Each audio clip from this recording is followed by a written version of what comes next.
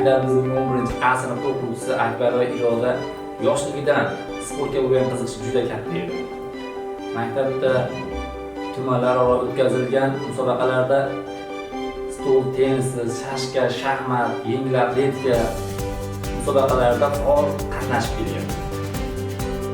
2016-yildan buyon Andijon viloyatida yakka kurashga ixtisoslashtirilgan bolalar va o'smirlar maktabida tajribali murabbiylar qo'l ostida shug'ullanib, shu bugungacha respublika viloyatlararo o'tkazilgan musobaqalarda faol ishtirok etib 35 ta medal, 50 dan ortiq diplomlar sovrindori bo'ldi. Kuni kecha 15-18 aprel kunlari Toshkent viloyatida o'tkazilgan O'zbekiston chempionatida 18-21 yoshlar o'rtasida yakka komitada faxriy birinchi o'rinni egallab, 2 ta oltin, 1 ta bronza medalni qo'lga kiritdi.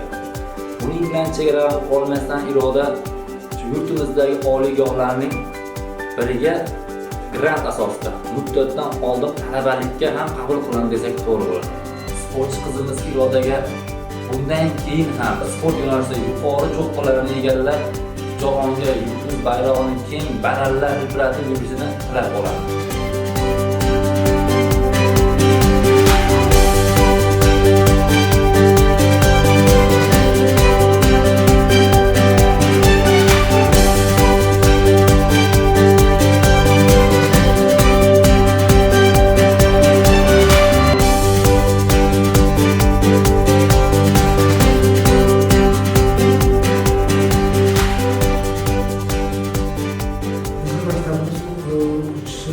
Akbar va Iroda yoshligidan sport sohasiga juda qiziqib.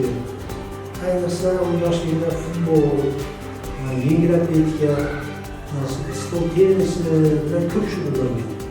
Bir necha marotaba 5 va 6 sinflarda, 7 sinflarda yengil atletika bo'yicha tuman miqyosidagi bo'lgan musobaqalarda birinchi o'rinda olib kelgan. Mana endi hozirgi kunga kelib bu yakka kurash bo'yicha qiziqib shug'ullanyapti.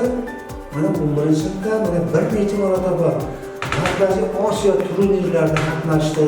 Yaqinda bo'lib o'tgan 21-yil 19-22 mart Navro'z arafasida bo'lib o'tgan Xorazmda Bugun shahrida 6 ta davlat ichida qatnashib, bu ikkinchi o'ringa olib keldi va nihoyat mana kechagi kuni o'tkazilgan O'zbekiston chempionatida birinchi o'rinni olib, O'zbekiston chempioni bo'lib keldi. Biz bundan faxrlanamiz. Mana bu yerda mahalliy komitet fuqarolar yig'ini raislari, uyushmalar aholi, maktab direksiyasi, o'qituvchilar jamoasi Akbar va Irodaga yaqindan yordam berib keldi. Mashhurlar mahalla komitetlarimizdan ham ma'naviy, ham moddiy, doimo havoli oilasidan, o'zidan, maktabimiz rahbari buni doimo nazorat ostida olib yurdi.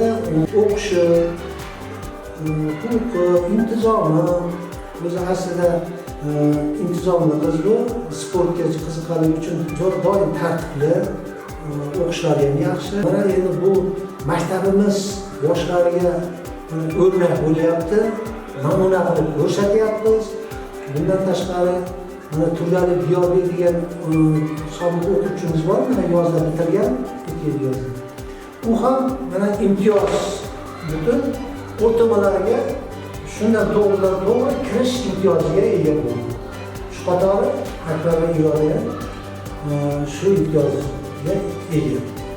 Biz bundan faxrlanamiz.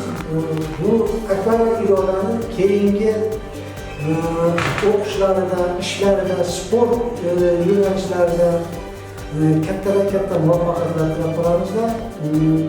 Olimpiya, jahon chempionatlari musobaqalarida shu O'zbekistonning bayrog'ini ko'tarib, nafaqat Sharqon, Andijon, respublikamiz O'zbekistonda faxrini shu saqlaydigan bayrog'ini, O'zbekiston bayrog'ini ko'tarib yurishga tilak qilamiz.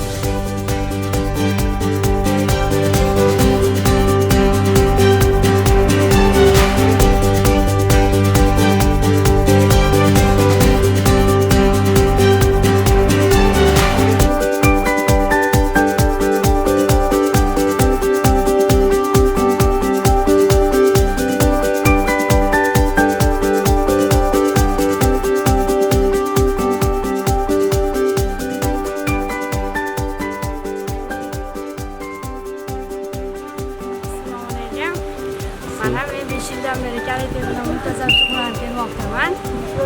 Men shu paytgacha qo'llab-quvvatlagan ota-onamga juda ham kattakon minnatdorchilik bildiraman.